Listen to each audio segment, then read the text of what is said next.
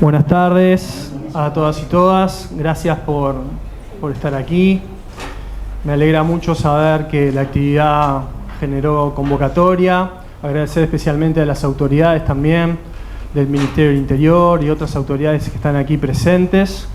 El día de hoy tenemos una actividad, la conferencia de Carlos Peris sobre el tráfico de drogas en Paraguay, funcionamiento y expansión desde lo legal, Ultranza Pi y Marcet son los grandes temas que vamos a tocar hoy, pero también vamos a hablar de fenómenos más estructurales e históricos sobre el problema regional de Paraguay, pero un problema regional, latinoamericano, digamos, sobre mercados ilícitos, en particular, en este caso, de las drogas. Como saben muchos de ustedes, esta es una conferencia que la organiza el Grupo de Investigación Juventudes, Violencias y Criminalidad en América Latina. El grupo viene trabajando desde el 2018, realizando varios estudios relacionados con el tráfico de las drogas de distintos lugares, jóvenes, masculinidades, lavado de activos, en fin. Hay un repertorio bastante importante de investigaciones que hace el grupo, pero también genera actividades de formación en la facultad. También ha venido Marcelo Berman, Angélica Cuellar, en fin, seminarios hemos realizado, no solo en facultad, también vamos a los territorios cada vez que se nos llama a realizar actividades de formación y de intercambio con actores locales, la mayoría de las veces en aquellos territorios que al menos nosotros llamamos el cinturón de homicidios de Montevideo. Así que estamos en una actividad más de formación, intercambio y debate, y me da gusto tener a Carlos aquí con nosotros para hablar sobre el caso paraguayo y sobre dos hechos con sus ramificaciones también en Uruguay, por supuesto. En ese sentido, en primer lugar, voy a dar paso a la palabra de la decana, Carmen Midaglia, que nos acompaña hoy aquí. Bueno, buenas tardes. Muchas gracias por estar aquí, un día tan fresco, aunque el colega que es paraguayo dice que para él es un día templado. Nosotros estamos a punto de morir, ¿no? Bueno, en realidad para nosotros es bueno celebrar esta conferencia del doctor Carlos Peris sobre una temática sumamente actual como es el crimen organizado en un país que está referenciado para el caso de Paraguay, ¿no? Yo quería decir algunas cuestiones. Hoy es un fenómeno muy publicitado, pero estos fenómenos son históricos. No es un tema solamente de hoy. Tal vez lo que hoy tenemos es que adquirió una publicitación, ¿sí? Una atención pública, pero son temas históricos que han acompañado, por supuesto, que a las sociedades modernas, pero que ha acompañado la ciencia social, ¿no? Entonces, veo a Rafael, aquí enfrente mío, a Rafael Baise. Yo quería hacer algunas puntualizaciones desde el punto de vista de las ciencias sociales, y lo miro a él porque creo que en algún momento logró abordar estos temas y me puede corregir, ¿no? En realidad, estos temas, hace muchos años, ¿no, Rafael? Se llamaba la sociología del desvío. Mirá la calificación del desvío, porque en realidad en algún momento el fenómeno se iba a superar. No iba a haber conductas, entre comillas, desviadas. Digo, para los viejos, él fue mi profesor y él me lo explicaba como la sociología del desvío, ¿no? Este tipo de fenómenos, o decepción, ¿no?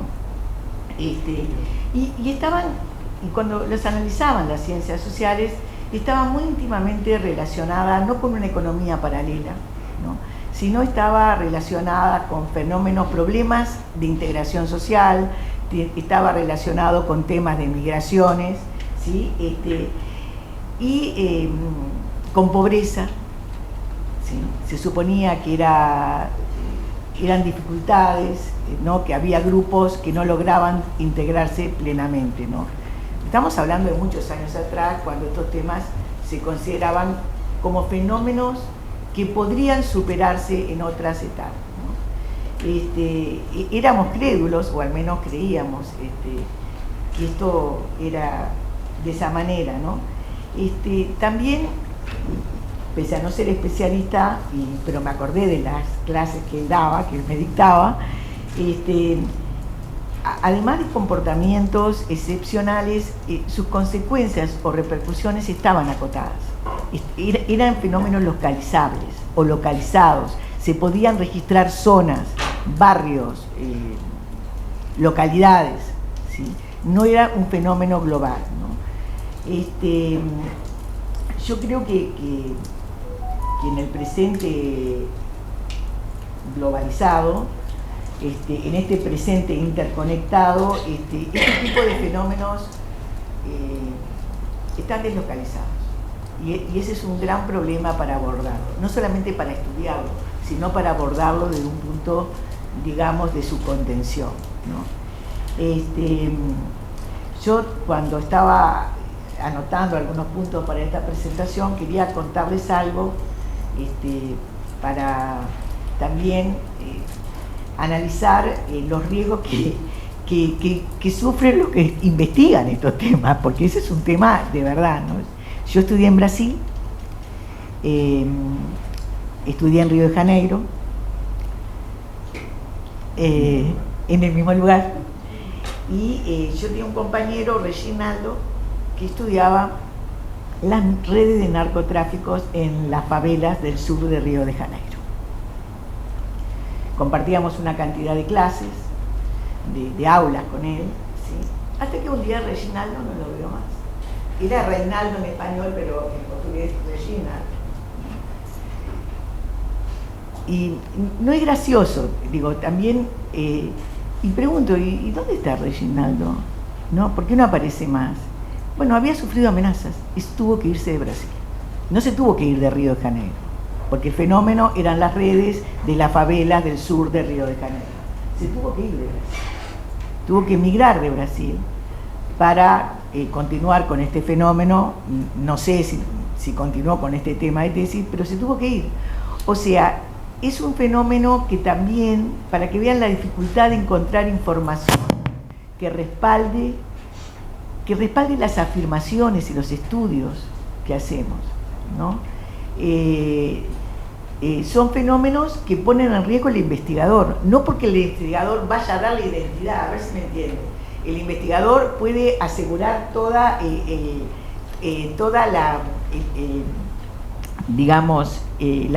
la confidencialidad de esa información, ¿no? Pero el solo hecho de estudiar es un fenómeno, son problemáticas que ponen en riesgo. Y yo creo, por eso me parece muy valiente, todavía que sea paraguayo y que sufre el calor y que estudie ese tema, me parece realmente excepcional, ¿no? Y cada vez, y yo con esto quiero terminar, cada vez que le firmo a Gabriel avales para proyectos de investigación, para grupos de investigación, para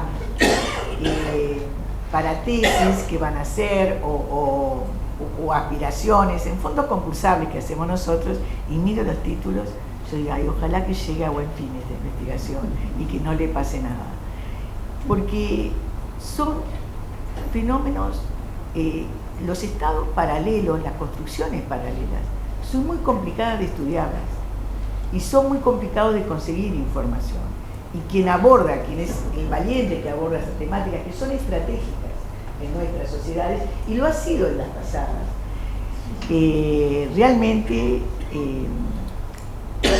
son personas que terminan colocándose en una posición de vulnerabilidad.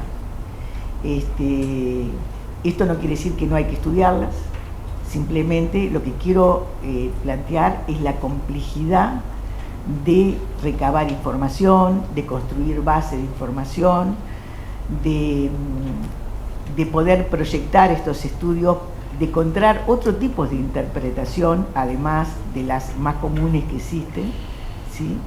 Y bueno, y de continuar con una línea y renovar las interpretaciones, que yo creo que eso es tal vez un debe de construir un poco más de interpretación más sustantiva, en alguna oportunidad más localizada en la región, sobre este tipo de fenómenos. Así que bienvenido, igual tenemos seguridad en la puerta, ya dije que no dejarán entrar a nadie, no es una broma. Pero bueno, son fenómenos muy complejos de analizar y muy complejos de una investigación de largo plazo, de ver que algunos estudios lo han mostrado, cómo estos fenómenos se van transformando y se van volviendo como un camaleón y se vuelven, ¿no?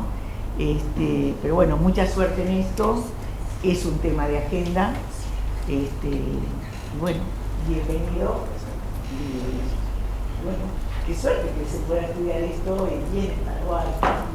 Estamos acá. Acá Gabriel todavía no tenemos cuidado, pero no sabemos. Gracias. Bueno, gracias Carmen.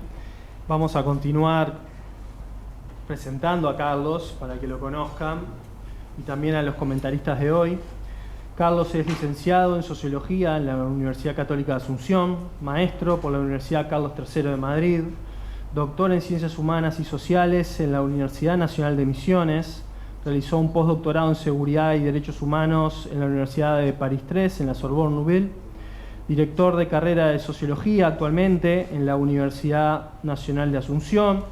Sus trabajos se centran, no voy a nombrar todos los temas que Carlos aborda, pero tiene un foco muy particular sobre el cultivo de la marihuana en Paraguay, la afectación del tráfico de las drogas en Paraguay a las comunidades indígenas, el Estado y el tráfico de drogas, sus distintos tipos de vinculación que seguramente hoy Carlos va a abordar, la seguridad ciudadana, en fin. Y también tenemos en la mesa a dos grandes periodistas, amigos de la casa, que fueron invitados directamente por sus trabajos sobre Paraguay. Ahora voy a hablar muy poquito de ellos, imagino que van a traer material al respecto a la mesa de hoy. En primer lugar, Guillermo Garat, bueno, periodista especializado en drogas y derechos humanos, con diversos artículos al respecto, en Le Monde Diplomatique, por ejemplo, Amphibia, New York Times, Washington Post. Tiene un libro muy conocido, muy importante en su época, hasta el día de hoy, por supuesto, pionero, podríamos decir, Marihuana y otras hierbas, donde aborda la prohibición y la regulación. Tuvo un papel muy activo en el proceso de regulación del cannabis en nuestro país. Y en el 2016 realiza un trabajo en Paraguay llamado Paraguay, la tierra escondida, examen del mayor productor de cannabis de América del Sur para TNI y FES. Y bueno, Lucas Silva, aquí a mi izquierda también, un gran periodista de La Diaria, director de La Diaria en 2014-2021, docente de la Universidad de Montevideo. Tenemos que traerlo, Carmen. Los últimos casos que ha tratado han sido de gran relevancia. Astesiano, el caso Marcet, Conexión Ganadera actualmente. Hoy nos vamos a centrar en Marcet y no vamos a recordar ni el 5%, digamos, de lo que implica. Pero bueno, es un gusto a los dos tenerlos hoy aquí. Así que bueno, Carlos, comenzamos contigo. Muy bien, ¿se me escucha bien? ¿Sin problema? Bueno, ¿qué tal? Muy buenas tardes a todos, a todas. Es un enorme gusto estar aquí, ¿verdad? Muchas gracias, decana, por sus palabras de bienvenida, también a Gabriel, a Lucas, a Guillermo. Con Guillermo me pasa algo sumamente interesante, que lo conozco y lo admiro desde hace demasiado tiempo por los trabajos que hace. Hoy tuve la posibilidad de conocerlo en persona. Entonces más o menos era el académico y el fanático, ¿no? Es decir, ¿qué hago?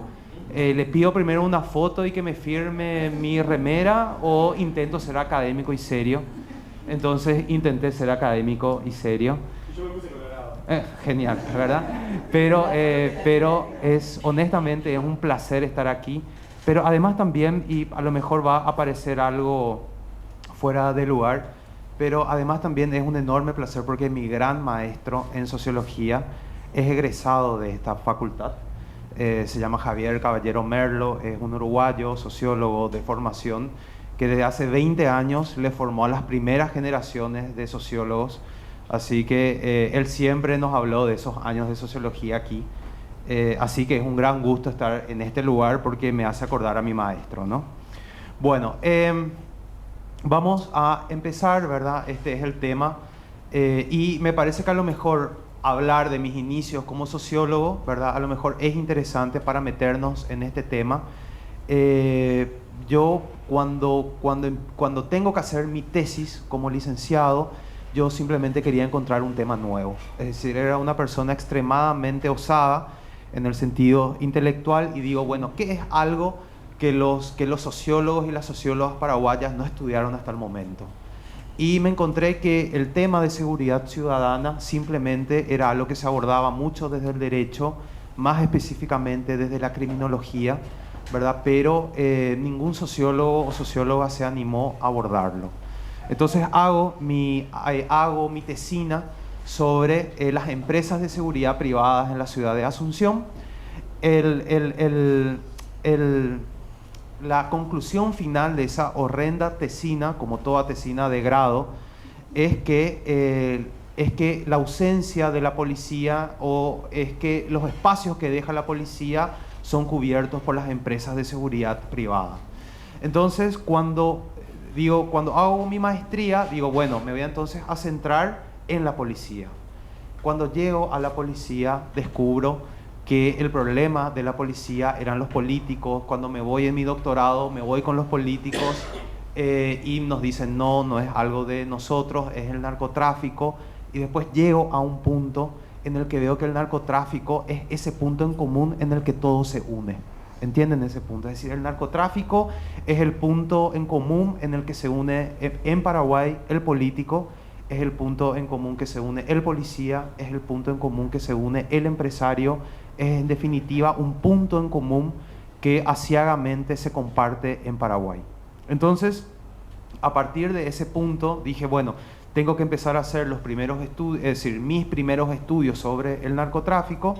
Y es así como hoy vengo a presentarles el caso que ustedes también lo conocen muy bien, que es el caso de Marcet, ¿no? ¿Por qué para mí el caso de Marcet es interesante? Porque nos viene a mostrar cómo una persona arma una red de narcotráfico completamente desde las normas legales, pero también desde la racionalidad capitalista. Es decir, el menor costo, la máxima producción, ¿verdad? Él lo utiliza en la estructura, que lo voy a explicar dentro de un rato, y van a poder ver perfectamente cómo desde la legalidad, es decir, no es que lo ilegal se impone, sino que en definitiva en esos intersticios, en esas grietas, en esos propios espacios que da la legalidad, es que negocios como los de Marcet pueden ser tan prósperos en un país como el Paraguay. Hay que recordar qué es el Paraguay. Bueno, el Paraguay de una forma empírica, yo ya lo dije antes, ¿no? Es decir, el Paraguay es el mayor productor sudamericano de marihuana, ¿verdad? Y en los últimos 20 años está pasando por un proceso muy grande de cocainización, en el sentido que todas las cargas récords que cayeron en Europa durante el 2020, 21 y 22 tuvieron su punto de origen en Paraguay. Entonces, el Paraguay hoy en día es un país que también acopia, nosotros en Paraguay le decimos multiplica la cocaína. ¿Por qué? Porque la cocaína en su estado puro es lo que después se multiplica en Paraguay y es lo que después se vende principalmente al mercado europeo. También para contextualizar, me parece que es sumamente importante entender las 4 fases que tuvo el Paraguay en narcotráfico, ¿no? Es decir, la primera fase es una fase que va desde la década de 1950 hasta 1960, que nosotros le llamamos las plantaciones incipientes. Es decir, viene toda una ola de prohibición de la marihuana en el Brasil, se muda esa ola prohibitiva a la frontera con Paraguay, y es así como aparece el narcotráfico a través de las primeras plantaciones de marihuana por esa ola prohibitiva que venía del Brasil. Luego ya viene la segunda época del narcotráfico, que vendrían a ser los jerarcas estronistas, es decir,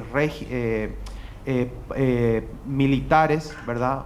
Altos mandos que tenían el control fronterizo, que tenían el control del espacio aéreo, ¿verdad? Es que mueven, ¿verdad? No solamente cocaína, sino también mueven heroína. Seguro que hay un personaje muy famoso que acá todos, que creo que se le conoce en toda América Latina, que se llama Auguste Ricord, ¿no? Auguste Ricord fue un colaboracionista nazi durante la ocupación en París, ¿verdad? Luego viene a la Argentina. En Argentina es un proxeneta. A través de su red de proxenetismo manda las primeras cargas de heroína a Estados Unidos, hasta que después en Argentina le terminan echando de la Argentina, viene al Paraguay, y en Paraguay es en gran medida, de hecho, una historia muy parecida a la de Marcet, ¿no? Y encuentra toda una estructura que le permite hacer su negocio, ¿verdad? Entonces, a través de los taxis aéreos que manejaban las fuerzas militares en aquella época, es que mueve la heroína que se va a Estados Unidos. Eso es lo que se conoce muy bien en un excelente libro que se llama Conexión Latina, ¿no? Bueno, cae la dictadura y aparecen los patrones zonales, ¿verdad? Es decir, gente que tenía el control del territorio desde 1990 hasta el 2001, hasta que después en el año 2001 vienen las empresas del crimen transnacional.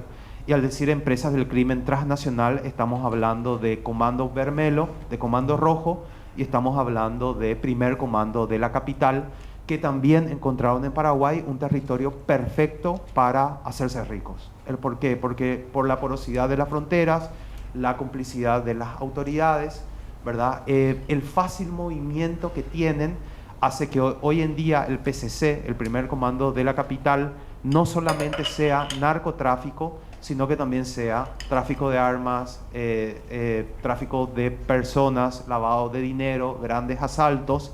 Es decir, encontraron en Paraguay un territorio perfecto.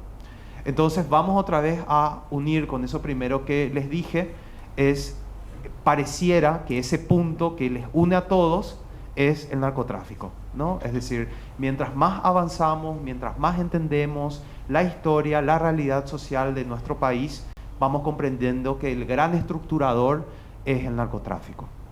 Bueno, es así entonces como se inserta la figura de Marcet, que como bien les dije, ¿verdad? Para mí el caso de Marcet es interesante porque justamente nos viene a mostrar cómo desde la legalidad se propicia la ilegalidad. ¿El por qué? Porque la teoría nos muestra, o la teoría clásica nos dice que lo ilegal en definitiva se impone, ¿verdad?, a la legalidad a través del uso de la fuerza, a través de la corrupción, a través de la cooptación, por el miedo de un tipo de población.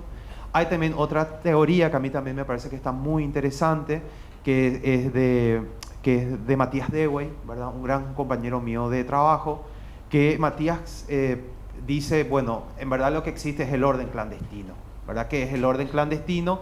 El orden clandestino es cuando el Estado se da cuenta que gana dinero con el negocio ilegal, entonces promueve esa ilegalidad.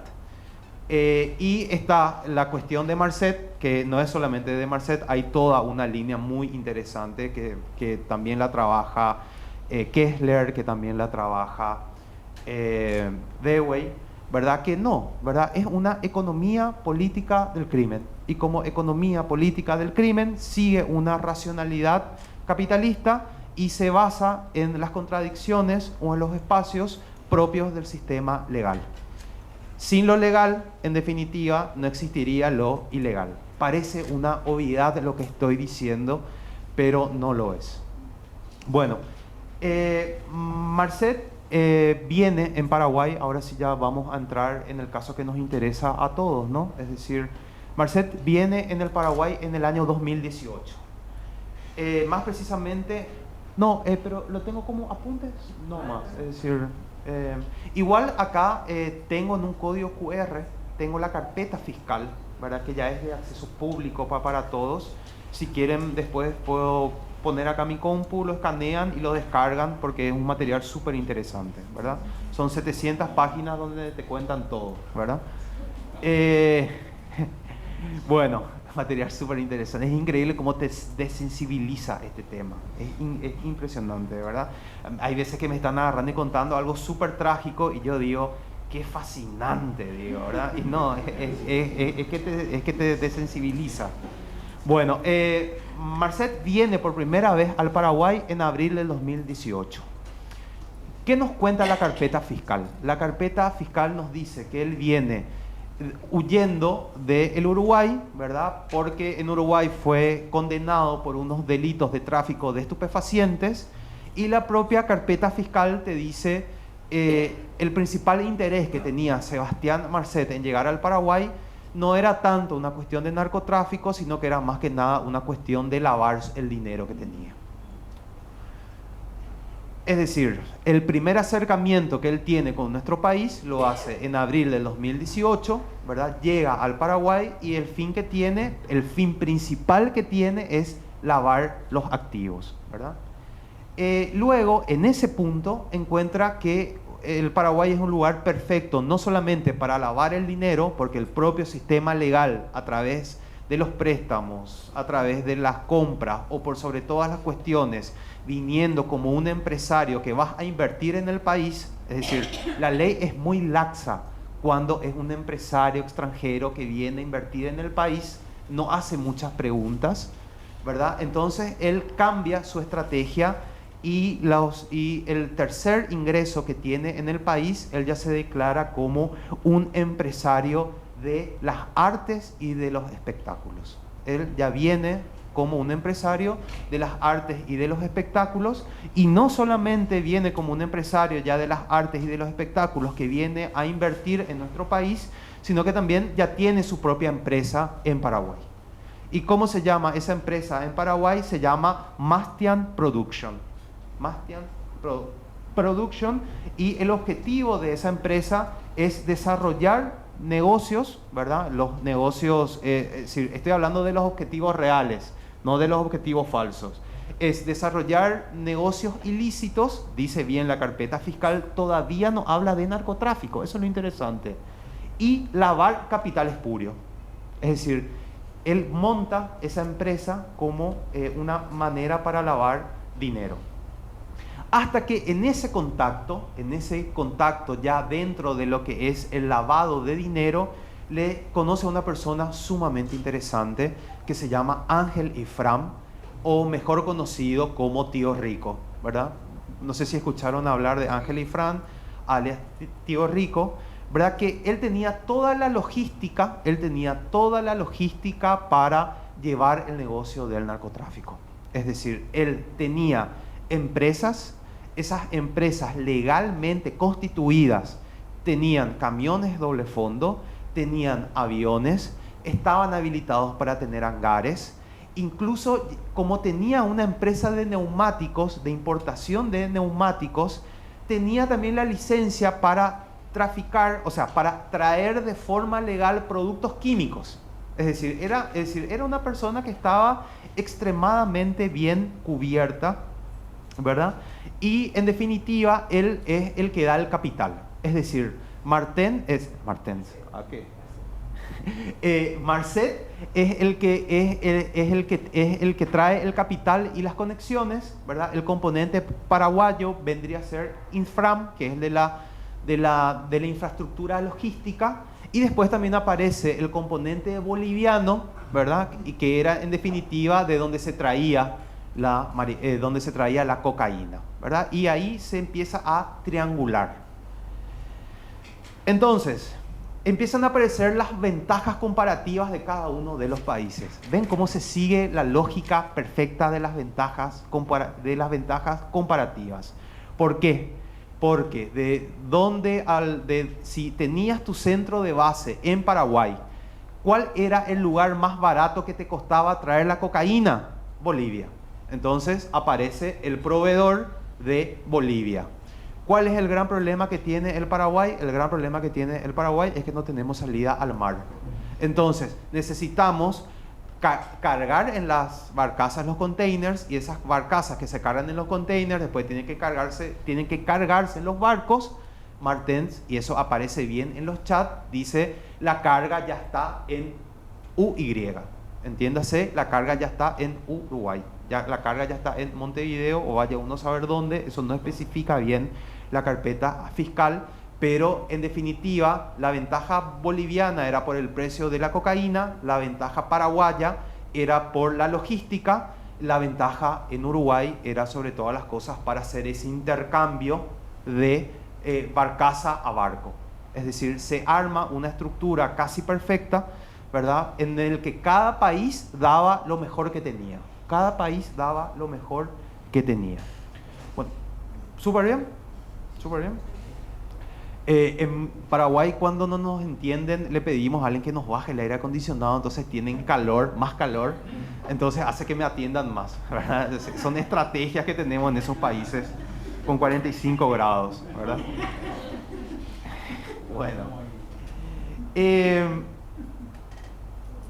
Bueno, vámonos más otra vez a ese Mastian Producciones, ¿verdad? A esa empresa que él arma, ¿verdad? Efectivamente, que al ser un empresario que venía a hacer espectáculos, a eso él le habilita legalmente por la propia agencia de tributación a manejar una gran cantidad de dinero sin necesariamente tener que entrar en los controles. Es decir, él encuentra el negocio perfecto y en ese negocio perfecto, como yo le voy a traer a lo mejor a tal artista, o como yo voy a hacer tal evento, o como yo tengo que montar tal cuestión en tal lugar en el que van a venir diferentes tipos de artistas, entonces nuestra agencia antilavado te da un monto lo suficientemente grande para no tener que rendir cuentas de esa inversión que tenés que tener. Entonces, a través de su empresa y del alto flujo del capital que él podía mover, no levantaba ninguna sospecha, ¿verdad? Y también la propia empresa a él le permitía contratar ciertos servicios que no le daba IFRAM. ¿Por qué? Porque IFRAM le daba los productos químicos, IFRAM le daba los aviones, IFRAM le daba los hangares, IFRAM le daba los containers incluso, pero habían un montón de pequeñas cositas que la estructura empresarial de IFRAM no le podía dar. Entonces él, con su estructura empresarial, él sí tenía acceso a eso, ¿verdad? Que por lo general era contratar a varias personas que supuestamente eran los colaboradores para organizar un evento, pero en verdad el evento nunca se realizaba. Es decir, en verdad que esos colaboradores tenían otras intenciones, ¿verdad? Es decir, ven cómo las dos estructuras empresariales se unen, ¿no? Es decir, una estructura empresarial que tenía la logística, que tenía los aviones, que tenía los hangares, que tenía un montón de cuestiones, se une con otra estructura empresarial que, además de poder contratar otros tipos de servicios afines a lo que ellos querían hacer, también le permitía manejar un gran flujo de capital sin necesidad de tener que declarar. Bueno, ¿cuáles son las operaciones que ellos hacen? ¿Verdad? Es decir, las operaciones que ellos hacen son en marzo del 2020, es decir, las operaciones que ellos hacen que en definitiva son detectadas por la Fiscalía, ¿no? Es en marzo del 2020, en abril del 2020, en febrero del 21, en agosto del 21, y en total ellos mueven 17.340 kilos de cocaína. 17.340 kilos de cocaína. Estamos más o menos hablando de 433 millones de dólares en Europa. Estamos hablando de 433 millones de dólares en Europa. Nada malo, ¿verdad? Bueno, y los principales fines eran, los principales destinos eran Rotterdam, Amberes, ¿verdad? También Hamburgo, y acá nos vamos a detener, ¿verdad? Es decir, antes, en lo que les comenté antes, ya veíamos las dos racionalidades, o sea, las dos empresas legales que daban la estructura de funcionamiento. Pero acá también nos tenemos que fijar por qué cocaína y también nos tenemos que fijar por qué Europa. ¿Por qué cocaína? Porque en comparación con la marihuana no tiene un valor de venta tan grande como el que sí tiene la cocaína. La marihuana es también, volumétricamente hablando, más difícil de mover que cocaína. Es decir, para mover 1 tonelada de marihuana vas a necesitar un espacio mayor que si mueves 1 tonelada de cocaína. Pero además también el mercado paga más, el mercado paga muchísimo más por el gramo de cocaína que por el gramo de la marihuana. El mercado demanda más. ¿Y el por qué Europa? Bueno, hay una parte de la carpeta fiscal en el que entre Tío Rico y Marcet empiezan a hablar. Ellos siempre se trataban de mi bro, entiéndase, mi brother, mi hermano, ¿verdad? Y hay una parte en el que de que a Ángel y Fram le dice, mi bro, vamos a mandar esta carga a África, le dice, porque en África tenemos menos controles. Y Marcet le dice, no, mi bro, ahí no está el dinero está en Europa, la carga se tiene que ir a Europa. Es decir, tanto en la sustancia que deciden traficar como en el destino que van a mandar son perfectamente elegidas por la máxima ganancia posible. Es decir, empresas, máxima ganancia posibles, ¿verdad? ¿Qué tan diferentes estamos de la lógica de cualquier persona que quiere venir a invertir legalmente en algo? Son los mismos principios, Y de hecho estamos debatiendo, porque siempre tengo un par en Portugal que se llama Marcelo Moriconi, que todos los papers que hago, yo le paso a él, todos los papers que él hace, él me pasa a mí. Y llegamos a un punto en el que él a mí me dijo, estos libertarios que tantos hablan de desregular el mercado, ¿por qué tampoco no desregulan esto? Si es el mismo principio. Y sí, es el mismo principio. La racionalidad capitalista máxima, el máximo beneficio posible. Empresas de la legalidad que son usadas por las propias leyes, ¿verdad? En el cual ellos pueden llegar a montar sus negocios. Muy bien. Pero ¿cómo mandan ellos sus productos? Ellos mandan sus productos principalmente con harina de soja. ¿Por qué mandan sus productos con harina de soja?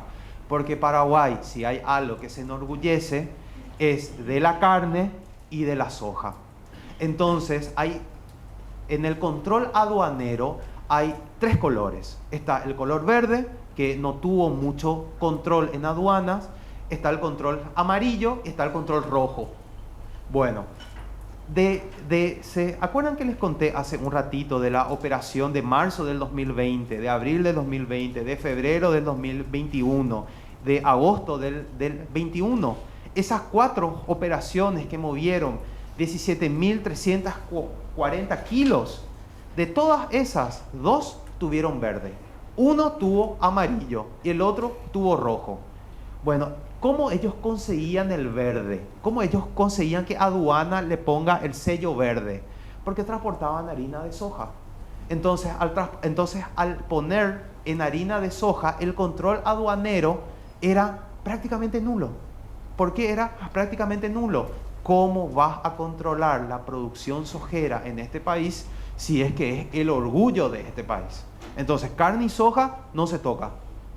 Y es así entonces cuando aparecían los containers de Marcet con los nombres de premio y premiado, ¿verdad? Si tenía premios y premiado, significaba que esas cargas estaban contaminadas, que en su mayoría era un producto con poco control dentro del Paraguay, que es harina de soja.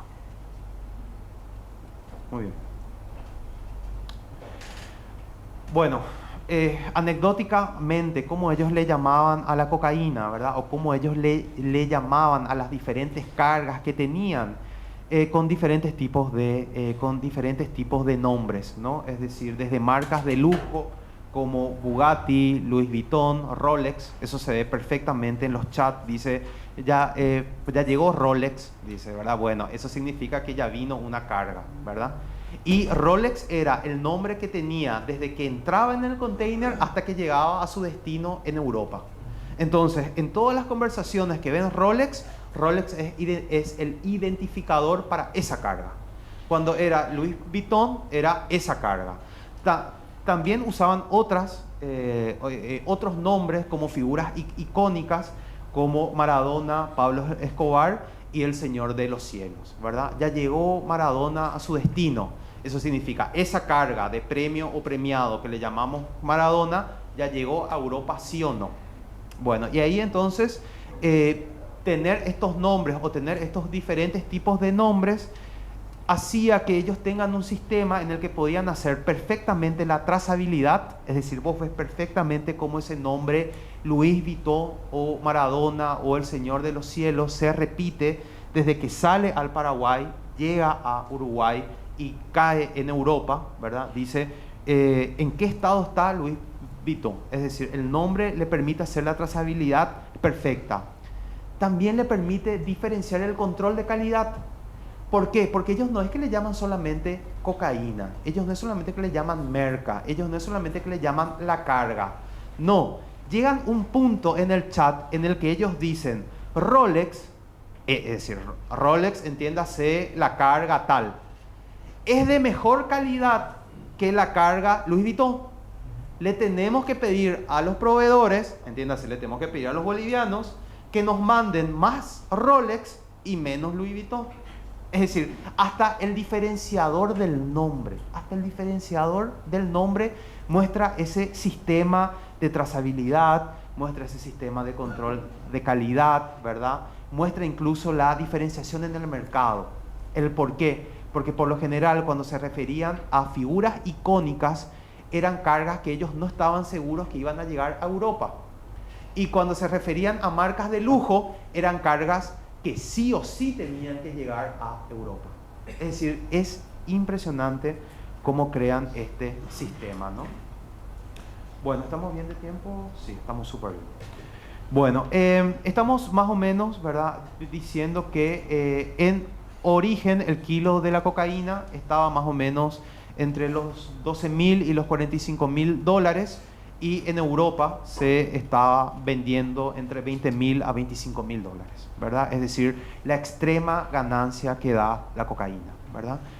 Hay un periodista italiano, excelente periodista italiano, Saviano, creo que es su apellido, que él dice la cocaína es la droga que maneja el mundo. ¿Y por qué la cocaína es la que maneja el mundo? Porque no existe ninguna sola empresa dentro de lo legal que te pueda generar tanta ganancia como te genera la cocaína, ¿verdad? Y estamos más o menos diciendo que toda la logística empresarial que ellos marcaban, ¿verdad?, a ellos les costaba 500.000 dólares. Es decir, el avión que bajaba, el avión que después se ponía en un container, ese container que se trasladaba a un puerto en Montevideo, que de la barcaza se subía al barco y que del barco llegaba a Europa, estamos hablando que todo eso por containers ellos gastaban 500.000 dólares. 500.000 dólares. Entonces, si estamos diciendo que un container, que cayó un container con 5.000 kilos de cocaína, cada kilo de cocaína está a 25.000 dólares, pero por toda esa operación a ellos solamente les costó 500.000 dólares. Ven la cantidad de dinero, la cantidad de ganancia, la cantidad de plata. Es decir, es demasiada plata. Hasta parece que estoy haciendo propaganda, ¿verdad? ¿Verdad? Bueno, luego ese dinero venía, y acá la historia se vuelve genial, ¿verdad? Y ya les digo, página 45, 46 y 47 del informe de Fiscalía. ¿Cómo hacían para lavar el dinero? Hacían a través de estructuras de empresas clonadas.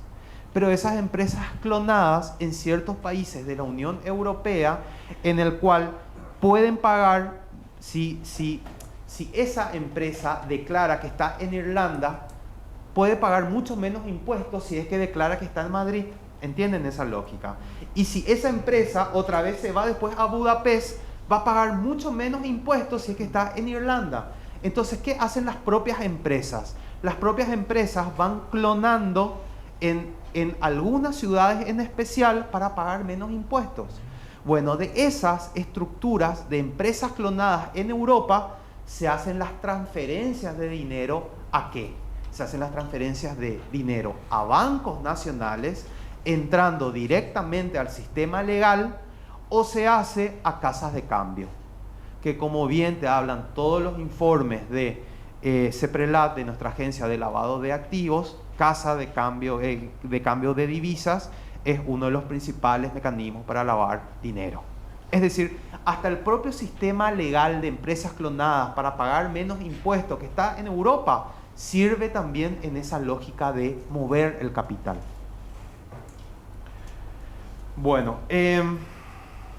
la geografía estratégica de Marcet, ¿no? Es decir, el por qué elige el Paraguay, ¿verdad? Bueno, elige el Paraguay porque es un país mediterráneo con una dependencia logística externa, ¿verdad? Es decir, las cosas se mueven en barcazas, las barcazas prácticamente no tienen ningún tipo de control, más si le cargas en soja.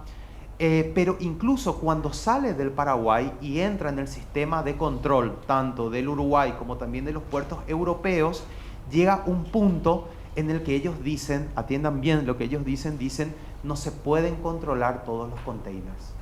Es decir, y ahí otra vez entramos en la lógica del capital, ¿no? Es decir, ¿qué es lo que más necesita el capital globalizado? Que la mercancía llegue lo más rápido posible.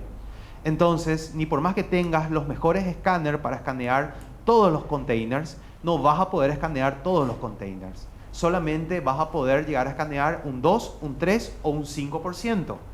Es de hecho que así que la Universidad de Medellín saca el índice que dice del total del año en el que se incautó droga, eso equivale solamente al 2, al 3, al 4 o al 5% de lo que verdaderamente circuló.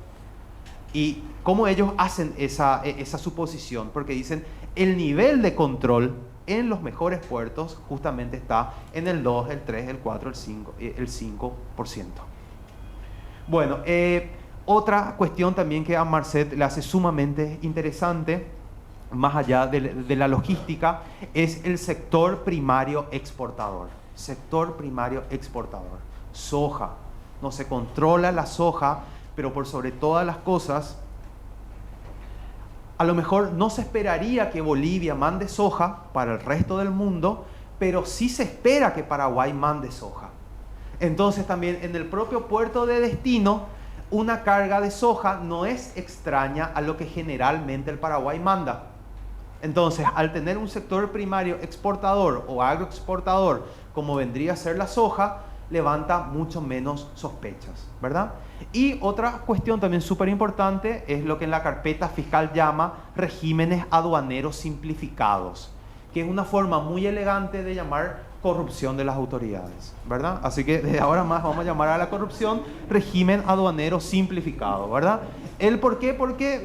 Porque son formas interesantes de comprar al vigía, comprar a otras cuestiones más, ¿verdad?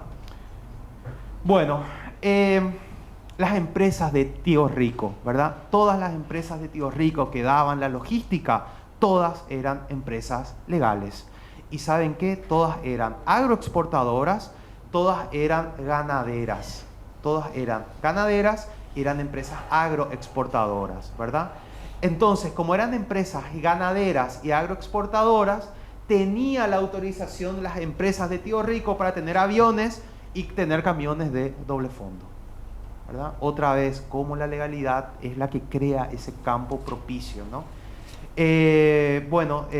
Incluso llegaron a un punto hasta que simplificaron el tema y hasta abrieron una empresa de metalúrgica. ¿Por qué creen que abrieron una empresa de metalúrgica? Porque se cansaron que los containers, que la cocaína, le metan otros en los containers. Y dijeron, vamos a simplificar nosotros el trabajo y vamos también a nosotros a abrir nuestra propia empresa de metalúrgica, en el que ellos ya adaptaban los containers según sus necesidades y ya ponían, y ya, es decir, no es el que tercerizaban, lo hacían todo ellos con empresas perfectamente legales.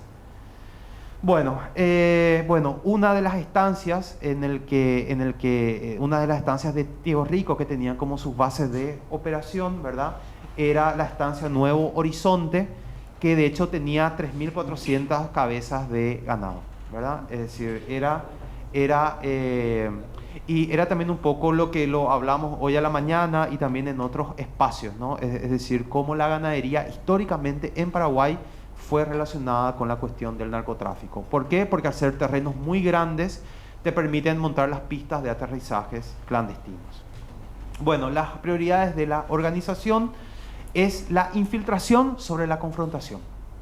¿Por qué? Porque ellos no entran a luchar, ellos no entran a matar necesariamente, aunque sí se habla en uno de los chats entre Tío Rico y Marcet, dice: mi bro, ¿no tenés cal porque le quiero hacer desaparecer a tal persona? Sí, y se empiezan a reír, ¿verdad?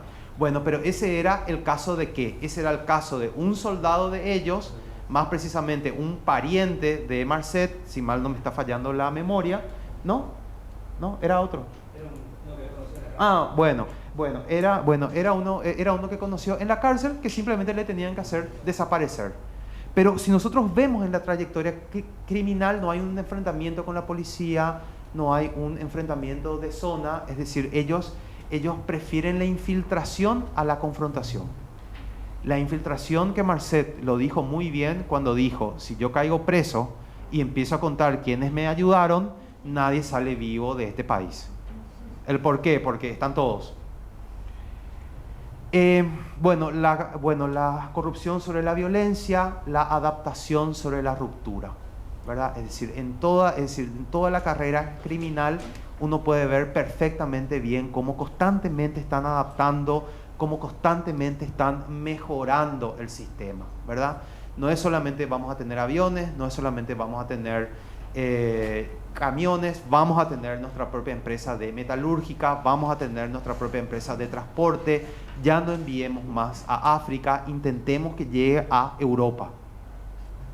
Bueno, la explotación de estructuras comerciales legítimas y el uso astuto de oportunidades del sistema. Bueno, como conclusiones, ¿qué podemos decir como conclusiones?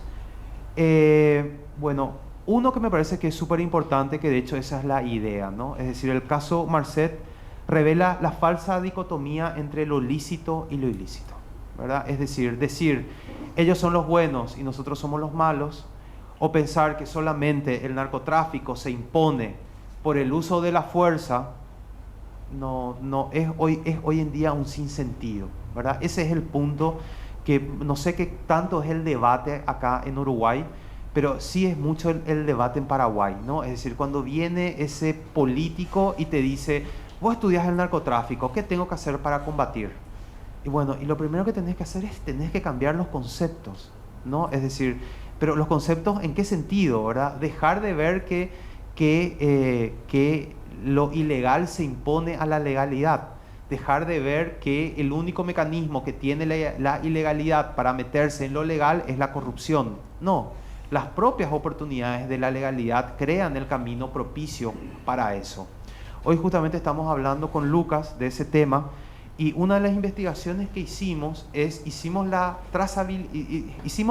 el camino de una carga de cocaína que bajó en el Chaco y salió del puerto de Buenos Aires. Y en esa carga está el dueño de la estancia, está el que armó la estancia, está el que transportó el camión, está el policía que controló el camión, está el tipo que metió en el container, está el vigía del puerto y el que despachó. Quiero que me digan, ¿quién de ahí es un agente de la legalidad? De la ilegalidad. Nadie.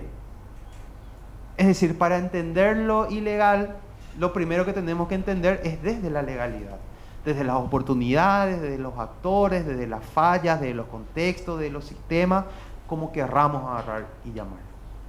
Bueno, el tráfico de drogas, por último ya, ¿verdad? De Marcet, que nos refleja, ¿verdad? Ciertos principios económicos básicos: la acumulación de riqueza, la conquista de mercados, la reducción de costos, la maximización de ganancias. Bueno, muchas gracias.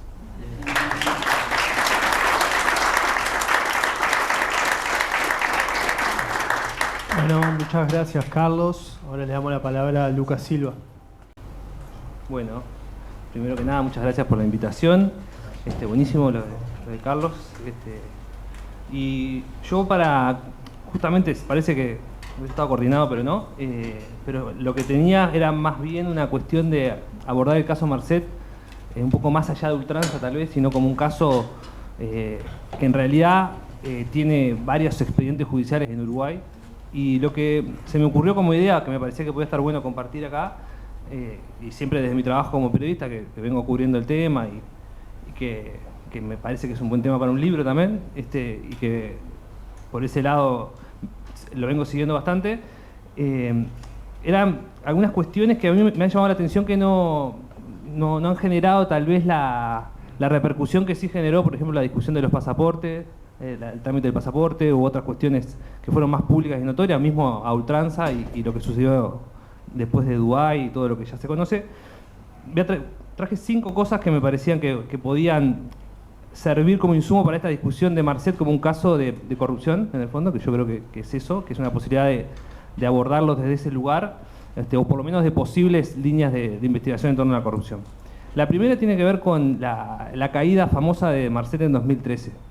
Ahí hay una cuestión que ya el propio operativo que de alguna manera termina la detención de Vivero Cartes, que fue una especie de... En realidad fueron 2 operativos, Guaira y Halcón.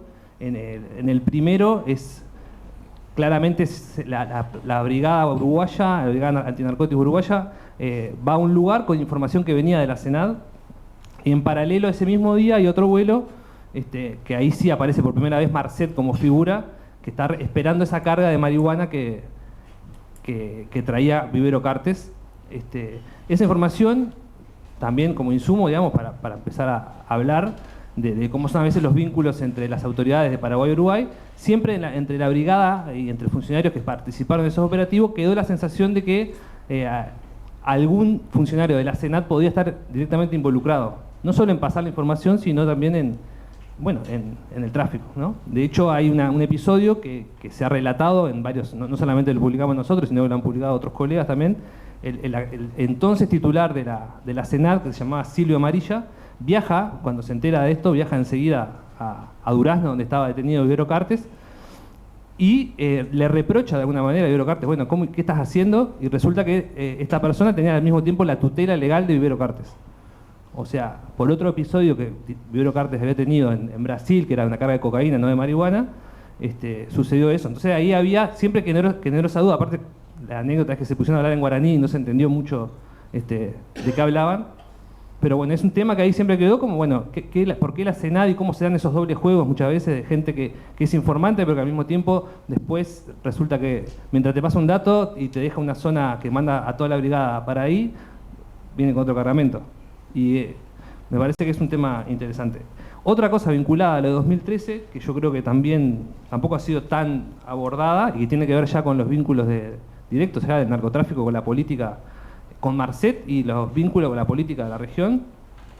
Ahí la jueza que estuvo en ese momento, Adriana de los Santos, tenía clara, eso lo ves en los archivos, vas al expediente, y ella pide la extradición de 2 paraguayos, que eran los que le vendían la carga de marihuana, se llaman César Santiago Morel Roa, era un funcionario judicial, que ahí también es interesante eso, cómo el narcotráfico de alguna manera identifica que es un lugar interesante para infiltrar, que no es solamente la policía, sino que también la justicia es un lugar donde vale la pena invertir, digamos.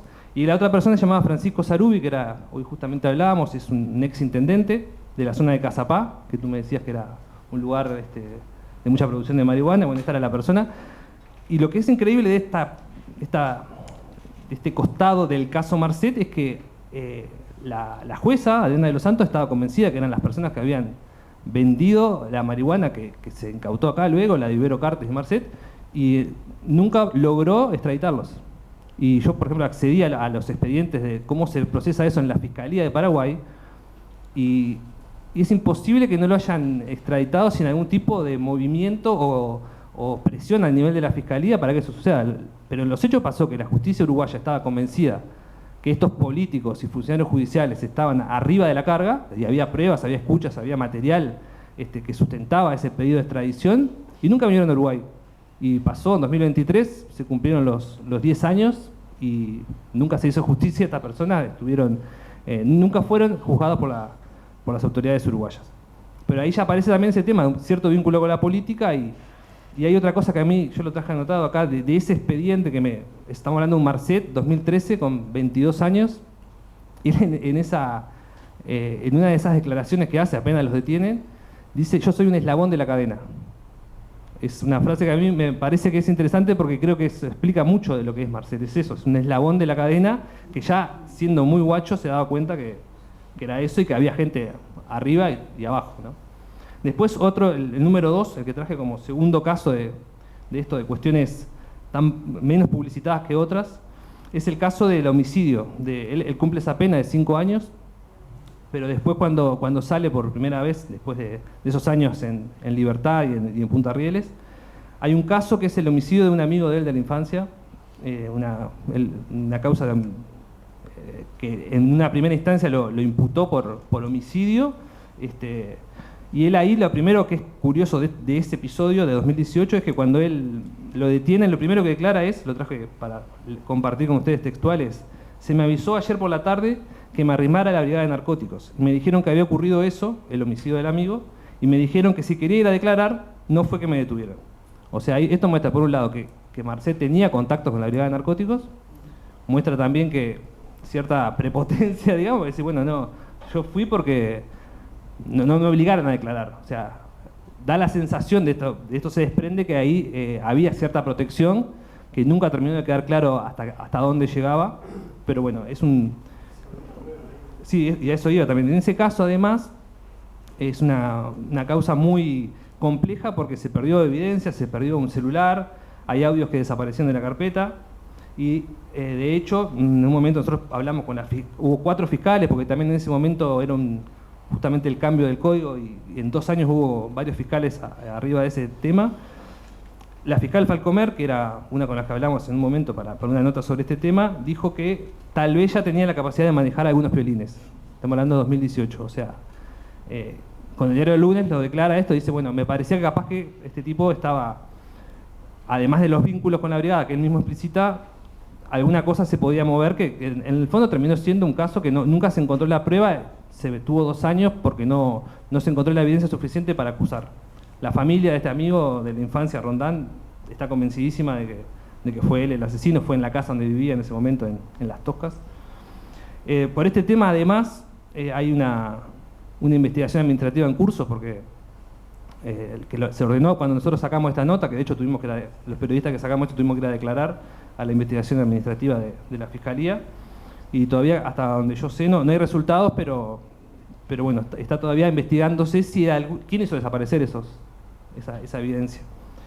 Hay otro caso también similar, hablando de cosas que están en curso, que es un poco más acá en el tiempo, que también involucra a Marcet y llega a Marcet, que es la fuga de un cuñado de Marcet de la cárcel de Juan Soler. Ahí en un momento también hay una investigación administrativa para ver quién lo ayudó, digamos, a escaparse de esta cárcel. Parece bastante claro que algo pasó, pero tampoco hay novedades. Si bien en un momento se señaló a 5 funcionarios del INR como posibles imputados, o se hicieron declaraciones de ellos, pero no sé, hasta donde yo sé tampoco hay resultado. El tercer caso que traje, que me parece que también complementa un poco lo de ultranza, hay otro documento que en el caso Marcet para mí es muy importante, que es la acusación del fiscal paraguayo, Denis Jumpay, que hace contra Miguel Infran. Hay mucha información sobre Uruguay en ese otro documento, que para mí es muy relevante y tampoco tuvo gran repercusión. Y es diferente incluso hasta el origen de estas conversaciones, porque las de ultranza son más bien de audios y de intervenciones telefónicas, de escuchas telefónicas que se le hacían a Tío Rico, según entiendo. Y acá esto surge bastante más acá en el tiempo, de una investigación que hace Europol, que consigue desencriptar a la aplicación SkyEx, y en base a eso no solamente encontró material sobre Marcet, sino sobre un montón de gente que estaba vinculada a Dubái. Y hay, en ese documento, para mi gusto, hay mucha información sobre Uruguay que es muy relevante. Y acá traje alguna también para compartir. Primero eso, demuestra que esta cifra surge de ahí también, de los 433 millones de dólares en 2020-2021, que es una cantidad interesante, ni que hablar, pero además en este otro documento lo que queda muy claro es que había otra cantidad que llegó.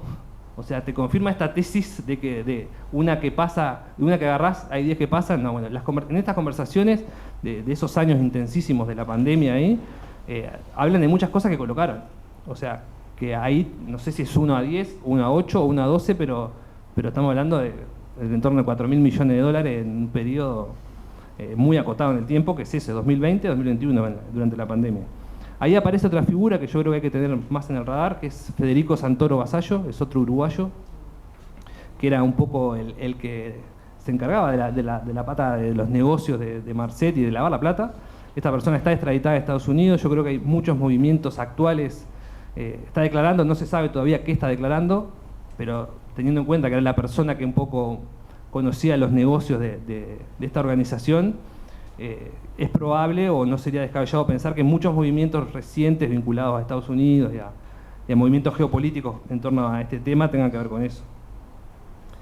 Y ahí hay otra cosa que también me parece muy interesante, que en una de esas conversaciones de Marcet con Infran, en el momento que están haciendo las operaciones, las colocaciones exitosas en Europa, le dice, le pide si puede levantar $1,5 millones que habían llegado desde Uruguay. Eso salió, o sea, es público, está en ese documento. Lo que todavía me llama la atención es cómo llegaba esa plata. Él dice que la plata llegaba desde Uruguay y la levantaban en Asunción. El mecanismo de cómo lo hacían no sé si se ha investigado y me parece interesante. Después, otra cosa de esas conversaciones que son para mí muy relevantes es que hablan del Aeroclub de Salto. En varios, generalmente se habla de la ruta, ¿no?, de lo que viene de Puerto Villeta, lo que puede entrar al puerto de Montevideo, pero acá queda muy claro el rol de las avionetas que cruzan de Argentina o de Paraguay hacia el litoral uruguayo. Y hablan en particular del Aeroclub de Salto. En un momento Marcet dice que está ahí, o sea, en 2020, 2021 estuvo él mismo a cargo de alguna operación. Y hasta donde yo sé, esto se publicó el año pasado, se reveló en varios lugares. No sé si el Ministerio del Interior tomó alguna precaución para ver qué había pasado en el Aeroclub de Salto, pero es un lugar que está muy señalado. A mí me da la impresión que las autoridades del Ministerio del Interior saliente, digamos, el tema Marcet por lo general era algo que se medía mucho en costos políticos y no se medía esto de cuando surgía información nueva, no se le dio la relevancia que merecía, me parece a mí. Ahí además hay otras cuestiones que tienen que ver con algo que ya tocó Carlos, que es lo de la corrupción. Habla directamente de funcionarios de aduanas. Dice, bueno, esta carga la metemos acá porque me llegó el dato de tal funcionario de aduana. Eso creo que también ameritaría profundizar. Y ahora el cuarto caso que traía tiene que ver con las conversaciones de este aspecto más violento de Marcet, que ya tú mencionaste. En un momento él también le dice que manda a una mujer. Primero, en el caso de esta persona, lo de la CAL, yo para una investigación que hice tuve la oportunidad de hablar con la madre de esta persona, que es, claramente vos ves, entras a Atar Cabos y ver quién es la persona a la que estaba tratando de hacer desaparecer. Y era justamente un tipo que había conocido en la cárcel, en Punta de Rieles, en ese breve pasaje que estuvo por el tema del homicidio. Y la madre sigue pensando que está desaparecido. O sea, la madre está en una situación que no denuncia porque está amenazada de muerte y porque tiene un nieto que quiere seguir viendo. Y no sé cuánto le... Digo que también esto tuvo poca relevancia porque creo que ella no tiene tampoco tan claro que sea su hijo esta persona a la que se refería. Y me parece que sí, es una persona desaparecida ahora, que la madre sigue esperando que lo llame, y te das cuenta. Y me refiero a este caso que uno tiende a pensar, bueno, por la dimensión que tomó el tema en Uruguay, a este llegamos. Supongo que no debe ser el único, ¿no? Debe haber otros como pero bueno, sí, en esa parte hay como varios momentos de que uno ve el Marcet, esa otra dimensión del personaje, digamos, que tiene una violencia, un nivel de violencia y de falta de escrúpulos que no condice con otras cosas, que es el último punto que iba, hablar, que tiene que ver con, hablando de dónde sale este personaje, ¿no? Porque si lo conocemos, sabemos la parte de lo que dice a ultranza, pero también tratar de explicarlo en esta otra dimensión que es. Yo traía un pedacito acá, me había puesto, que lo incluí en un artículo un día. No sé si ustedes leyeron el libro el de Bataclan, el de Carrer, el último. No. Hay una parte que habla un yihadista, es sobre un trabajo periodístico muy bueno sobre lo que fue ese juicio de Manuel Carrere, lo sacó hace poco. Y hay una parte que dice, todo lo que ustedes habla un yihadista en el juicio, dice, todo lo que ustedes dicen sobre nosotros, los yihadistas, es como si leyeran la última página de un libro. Lo que habría que hacer es leer el libro desde el principio. Y ahí, para ir en este caso al principio del libro, empecé a hacer un laburo de ir a hablar con gente que lo conocía de chico, lo conocía del barrio, que se había criado con él ahí en Walter Medina y Helvecia, que había ido a la escuela con él, hablé con alguna maestra. Y claro, y ahí ves un abanderado uruguayo, un tipo encantador, muy pillo en la escuela. Y claro, y es gente que todos te hablan de una manera, te hablaban del tipo como el que conocieron, el guacho que conocieron ahí jugando, no en la zona tampoco más picante de Piedras Blancas, sino ahí en el centro, digamos. Y es increíble cómo no pueden creer cuando después ven, claro, la parte violenta fue pública, hubo notas, nadie llegaba como a reconocer a ese niño, a ese gurí que hizo el liceo ahí, que llegó a trabajar de pistero en un ANCAP. Y a mí ahí me da a pensar, bueno, que tenemos que preguntarnos, ¿no? ¿Qué pasó en el medio? Y ahí hay un pasaje por la cárcel, hay fallas sistémicas del Estado uruguayo que de alguna manera no sacó cuenta que no era conveniente vincular a un Botija primario con esas características, que no era un cabeza termo, por decirlo así, no ponerlo en la piedra de Libertad, que es donde están los narcos peligrosos. Y algo falló inteligencia carcelaria, falló todo. Y porque por otro lado, tampoco sin ánimo de hacer propaganda, como bien decías tú, había amigos de él no sé si admiración es la palabra, pero sí que sacaba la cuenta. Bueno, pero yo estoy acá y el loco, ¿dónde está? Y es como que, ¿qué mensaje le das vos a un gurí que está en un barrio como Piedras Blancas o que está en esa misma situación y que tiene que de alguna manera se ve a sí mismo como pillo y como que puede dar un salto y se tiene que ir de ahí?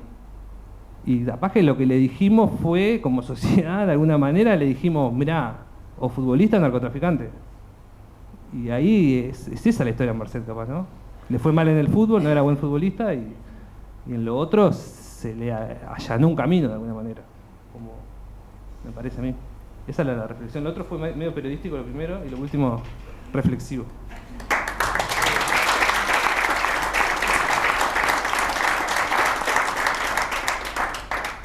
Muchas gracias, Lucas. Ahora, Guillermo, adelante.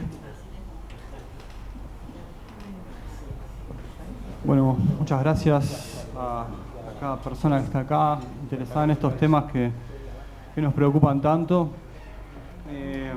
Quiero agradecer también a la Universidad de la República, a la decana en su nombre, por estar acá, que es estar en casa siempre. Hace muchos años empecé a tratar de preguntar qué es esto de las drogas, qué es el crimen organizado, qué es el narcotráfico, todo esto. Al principio no entendía nada, era muy difícil, son categorías muy difíciles de desentrañar. Y el pasaje por la Universidad de la República, esta cuestión integral de ver los fenómenos sociales desde su complejidad, pero no para hacerlos algo, digamos, vidriosos, que no los podemos penetrar con nuestra lectura, sino que vamos más allá, como los trabajos de Rafael y de tanta gente acá, me han ayudado a poder desentrañar, entender y tratar de explicar también en algunos otros lugares de qué hablamos cuando hablamos de drogas. Porque convengamos que cuando hablamos de drogas no estamos hablando de nada, estamos hablando de Marcet, estamos hablando de los campesinos paraguayos, estamos hablando de los chicos que fuman pasta base acá o de las consecuencias de todo eso. Es un tema que me ha apasionado mucho en estos años, que es tratar de definir lo que hablamos cuando hablamos de drogas. Entonces también, digamos, me parece muy importante lo que está haciendo el grupo de investigación, porque a los que estamos, no desde la academia, pero sí de otros lugares mirando esto, nos da un asiento, nos da fuentes, nos da la posibilidad de entender algunos barrios y algunos contextos a los que no llegamos como periodistas, o a los que llegamos simplificando, generalizando y haciendo muchas veces un trabajo bastante nefasto de comprensión social del fenómeno, o de comprensión de todas las facetas que este fenómeno llamado drogas tiene. Yo creo que hemos dejado que el narco, la droga, estas grandísimas categorías, y todos sus sufijos y prefijos posibles, se nos cuelen en la vida social y traten de explicar algunas cosas. Yo sé que este es un auditorio especializado y que hay muchas cosas que no hay que mencionar. Yo veo un poco ultranza, como lo ven ustedes, como lo han mencionado, ¿no? Como una parte muy importante en esto que por suerte en estos días está en debate, que se le ha dado a llamar guerra contra las drogas. Lo decían ustedes. O sea, el impacto, este mercado funciona en una absoluta paz. O sea, es un mercado muy pacífico. Tiene que funcionar bien esos eslabones de los que Marcet es parte. No necesitan la violencia, necesitan el profit, ¿no? Necesitan la ganancia. Pero en esa guerra contra las drogas, esa presión termina en otras poblaciones. Y quedé muy contento de leer el trabajo de Carlos sobre los campesinos paraguayos, por un par de motivos que voy a mencionar ahora, y que también te quiero preguntar, Carlos. Pero nosotros acá, en los años 90, en el 2000, llegaba el famoso prensado paraguayo. Y yo buscaba de dónde venía, quién lo cultivaba, qué es lo que pasaba en esos lugares, quiénes eran esas personas. Y en 2015 tuve la posibilidad de ir un mes a trabajar a esos lugares y Asunción también y algunas ciudades a tratar de entender. ¿Y qué vi? Lo mismo que veo a media cuadra de aquí. Un esfuerzo estatal desmesurado contra algunas personas que lo que no están pudiendo tener es un buen pasar en la vida. Los campesinos en Paraguay del cannabis, como muy bien mencioné,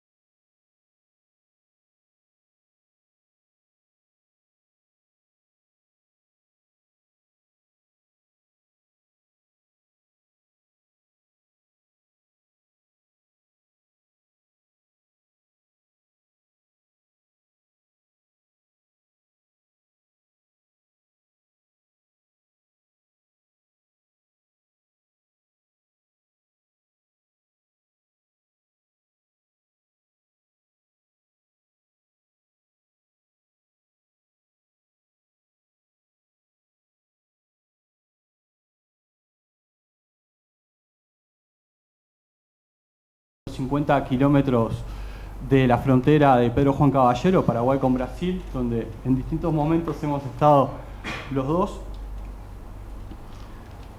que parece que están cultivando menos marihuana en este momento. ¿Por qué, Carlos? Porque quiero que lo digas vos, que lo viste con tus ojos. Son dos las razones, ¿verdad? Uno, porque la coima, es tanta la coima de los policías, de la gente antiavigeato, de que ya no deja más ningún tipo de ganancia. Es decir, la coima ya se excedió. Y lo otro es que la producción está pasando a poblaciones indígenas. O sea, la guerra contra las drogas ha llevado a que la corrupción es tal que ya los campesinos no están plantando marihuana porque los está matando la policía, que ya los venía extorsionando, ¿no? Y en esto de este juego de lo ilegal y lo legal, también lo vi en Cambarembé. Es una colonia, unas familias campesinas que durante el estronismo consiguieron unas tierras muy apartadas de los caminos, muy apartadas de los centros de desarrollo, de las zonas de acopio agrícola, que allá por el 2000, con este cambio que hubo, que Carlos mencionaba, y ante la miseria que reinaba en ese lugar, empezaron a plantar cannabis. Eso trastocó todas las lógicas de socialización y culturalización del pueblo, porque los jóvenes empezaron a tener moto, tener celular, salir, tener plata en el bolsillo, y los padres no. Entre muchas otras cosas. En ese lugar, las últimas veces que volví, ya el pueblo había cambiado, los jóvenes habían ido, habían emigrado, muchos con esa plata se habían ido a estudiar, algunos habían ido a estudiar a España, agricultura. Entonces, cuando esta guerra contra las drogas se sigue imponiendo como una solución totalitaria, donde droga es igual a delito, crimen, todas estas categorizaciones que Rafael hace 40 años que viene trabajando y todavía no las hemos podido aprender como sociedad, es que el impacto es desproporcionado. Entonces, por un lado, vemos que nuestras fiscalías no tienen, muchas veces lamentablemente, o nuestra policía, u otros servidores públicos, la capacidad, o lo que pasa con Conexión Ganadera, ¿no? No hay posibilidad de investigar todo eso que está pasando. Y le seguimos pidiendo a esta parte del sistema institucional soluciones que van a ser de muy difícil concreción. Pero en el camino, mientras, me parece, no encontramos esas salidas que son más políticas, más colectivas, y esto no podemos seguir haciendo que la criminalización vaya contra las personas que están en situación de calle, contra los campesinos, contra quienes viven en algunas zonas que el grupo de estudios también ha relevado, estudiado, interpretado, analizado, donde las mujeres también, las mujeres jóvenes, las mujeres que dependen de una economía informal, como dependen casi todas estas personas, como dependió también Marcet, dependieron en algún momento de esa economía informal, y esa economía informal en este momento no tiene mejor negocio que ofrecerle a muchas de estas personas que estos negocios, que no siempre se tramitan con la violencia, ¿no? Y ahí también medio un poco la vamos de pregunta, ¿no? Me interesa mucho que la universidad está haciendo esto, que esté juntando a los investigadores, que podamos tener una visión regional de este tema. En Paraguay uno de los asuntos que son muy claros es hay ciertas voluntades legalizadoras, legalicemos la marihuana, ¿no? Pero hasta que no lo haga Brasil, que es el principal consumidor de lo que se planta en Paraguay, porque no es la sociedad paraguaya, hasta que no lo haga Argentina, es decir, hasta que no tengamos un verdadero y franco debate regional, como se propuso hace ya lamentablemente tanto tiempo y por estos vaivenes, ha quedado un poco en el olvido lamentablemente aquellas iniciativas regionales de pensar estos temas. Creo que hasta que no ordenemos un poco el caos antes de hablar de drogas, vamos a seguir padeciendo estos problemas que primero que nada son de interpretación, son de orden simbólico, me parece. Muchas gracias.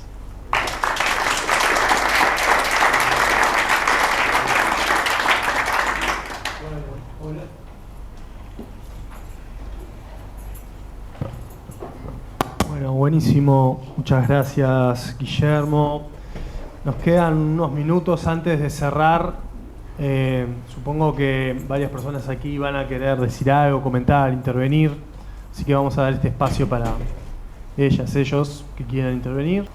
Creo que después de 40 años de haber, llevado a la contracorriente siempre, y después haber visto que tenía razón, una cosa que se me ocurre decir ahora, a este grado del partido, es que, como digo antes, hay que legalizar todo, despenalizar todo, no porque todo sea bueno ni angelical, sino porque hacer lo contrario es peor. Nada más que por un asunto de costo-beneficio. Va a haber adictos, va a haber problemas si se despenaliza todo, pero mucho menos que los que ya hay con la penalización. Eso es seguro, y ya lo vio el mundo. El mundo nunca tuvo problemas con las drogas hasta que aparecieron las prohibiciones, que empezaron con el opio, que después siguieron con las demás. Empezaron los problemas con la prohibición. Los problemas graves empezaron con la prohibición. Lo primero que hay que hacer es despenalizar. Lo primero. Y lo segundo, lo más complicado, me parece, para proponer, lo más complicado, que es un equivalente 40 años después a proponer la despenalización, es amnistía para todos los traficantes. Es la única manera, porque si no, nunca van a aceptar perder su negocio. Si no hay una amnistía y se convierten en lo mismo que productores de algodón o productores de cerveza, no se va a poder bajar eso. Ahora, eso hubiera sido posible, por ejemplo, en Uruguay hace un tiempo. Ahora ya no se puede más, porque ahora nadie quiere renunciar de los dos lados, ni entre los perseguidos ni entre los perseguidores. Nadie quiere renunciar a los grandes lucros que hay ya y que son crecientes. Entonces, el problema es que ahora habría que hacer eso, y es mucho más difícil de hacer que antes, en que hubiera sido relativamente más fácil, por ejemplo, en el Uruguay. Entonces creo que así como se está entrando en una cierta aceptabilidad a nivel político y a nivel académico y social sobre la despenalización, el otro problema ahora es qué hacemos con toda la estructura que quedó montada a partir de la prohibición, una estructura de perseguidos y de perseguidores, que los dos han adquirido intereses creados en estar en esos dos lados. Y en los dos lados. Entonces creo que ahí es lo que la bombita que quería tirar, porque, en fin, me parece que... Rodrigo. Buenas noches. Da para 5 litros de mate y no tantas cervezas. No, yo quería saludarlos a todos y felicitarlos, porque yo soy abogado, trabajo como fiscal, y venir a esta casa a tener un encuentro y aprender con gente que mira el fenómeno de diferentes disciplinas, para mí es muy enriquecedor. Y desde mi lugar quería preguntarle a Pablo si en sus trabajos, en sus investigaciones, ha advertido en Paraguay la infiltración del sistema de justicia penal por parte de organizaciones criminales locales o extranjeras. Cuando me refiero a infiltración, me refiero no a la corrupción, sino directamente a la formación o a la motivación para que abogados afines a un grupo criminal organizado se integren al sistema de justicia penal, y desde ahí, bueno, favorecer la situación de estas personas. Y hago dos preguntas en una, ya que me dio el micrófono Gabriel, y haciendo un poco de propaganda al libro Gabriel, Los Protectores del Capital. ¿Qué arroja tu investigación sobre los abogados, defensores penales, no los asesores comerciales o tributarios, abogados penalistas, y en el rol de esta criminalidad organizada en Paraguay y concretamente en la ultranza? Gracias. Juntamos algunas preguntas más. Sí, Adriana, Alfredo, Pipi, Héctor. Sí. Buenas. La Caetano, sí. Buenas tardes todavía a todas y todos.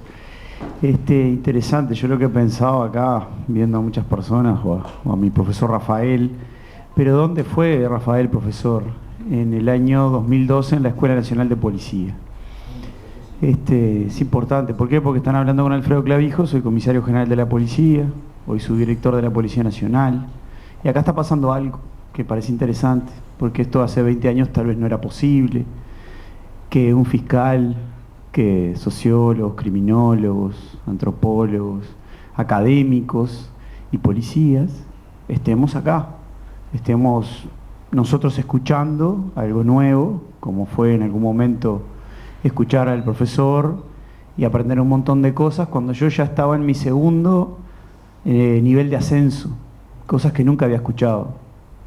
Es decir, ya llevaba más de 7 años en la institución y como en la formación. ¿Y por qué quería hablar de esto? Porque creo que es interesante esta cuestión de lo que hablabas tú, de que nos falta información y nos falta como desentrañar algunas cosas. Y lo que digo es, ha habido también una programación estatal de cómo encontrar esto de que ha rendido para dos partes, ¿no? Para el que él tiene el negocio y para el que lo quiere impedir o combatir, ¿no? Eso hacía esa programación.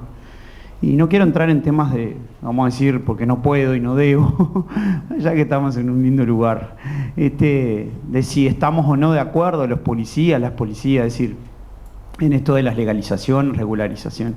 Ahora sí, lo que yo hace mucho tiempo que entendí es que no podemos ser rehenes de algo que otros no puedan resolver y que tienen otros determinantes, porque terminamos siendo un instrumento, porque somos también parte de una comunidad vulnerada, con una cantidad de necesidades, y que también provenimos de las zonas rurales, del interior del país, como es mi caso. Entonces dejo esto no como una pregunta, sino como una reflexión. Agradezco esto, de que exista esto en Uruguay. Creo que es también un acto de democracia y de fortalecimiento del hoy y del mañana. Así que gracias a la academia y a todo lo que estamos acá, y contentos de vivir en este país y que exista esto. No en todos los lugares se puede dar lo que está pasando acá.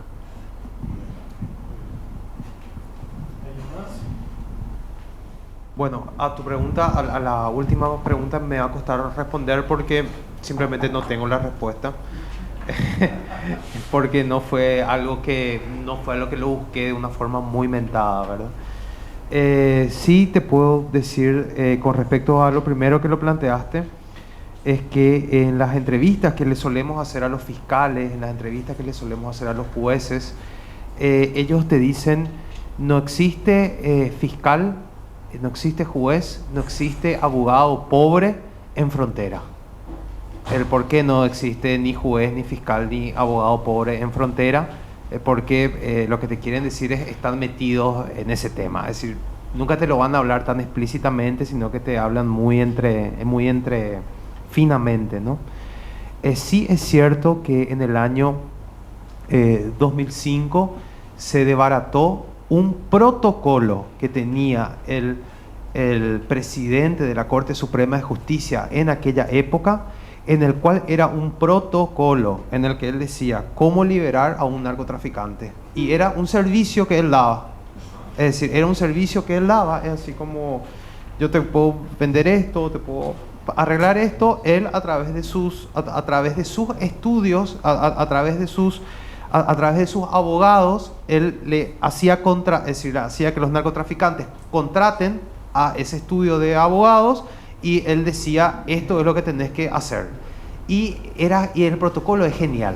El protocolo era desde internarte, pues, para fingir que estabas enfermo, hasta chicanear, el término chicanear, ¿sí? Hasta chicanear, llevar al límite la causa hasta que se tenga que, si se puede ir 10 años, que se vaya 10 años y que expire, ¿verdad? Es decir, es espectacular. Otra vez vuelvo a decir espectacular en estos temas, ya no tengo más que decirlo, ¿verdad? Porque parece que me hace cómplice, ¿no? Hay estudios jurídicos que se dedican solamente a este tema, ¿verdad? Llama la atención cómo los narcotraficantes le contratan a los mismos estudios jurídicos siempre, pero también en el sorteo de causas siempre son los mismos jueces, siempre son los mismos jueces. Pero voy a decir una última cosa más, ¿verdad? que a lo mejor ya no tiene más que ver con la pregunta, pero sí a lo mejor con una reflexión más grande. Cuando nosotros empezamos a hacer estos estudios, empezamos a hablar con ciertos colegas de México que ellos nos decían, el destino de ustedes es México. Ellos nos decían, el destino de ustedes es la mexicanización de la sociedad. ¿Y qué es lo que es el concepto de la mexicanización de la sociedad? Que cuando cualquier institución que arrascás, iglesia, universidad, todo, hay dinero, en algún punto hay algún dinero del narco. Bueno, en Paraguay eso hoy está agarrando y pasando. A mediados del año pasado cayó una universidad de medicina que lavaba el dinero del narcotráfico y que tenía como estudiantes a gente del PCC. Entonces era doble el beneficio. El beneficio era que lavaba el dinero y el beneficio era que le podía traer, con la cuestión que eran estudiantes, podían conseguir la ciudadanía, el permiso permanente y otras cuestiones más, ¿verdad? Bueno, cada vez se está viendo más eso, cada vez se está viendo más cómo el narcotráfico está permeando en todo. Toda la estructura, es decir, esa palabra que me dijo mi colega hace 10 años atrás se está cumpliendo. Bien. Bueno, muchas gracias a todas y todos. Cerramos por acá. Espero que haya servido este espacio para el debate, la reflexión, que se vayan pensando. Y en unos pocos meses vamos a tener otra actividad, así que después bueno, vamos a difundir y espero que también vengan aquí. Gracias.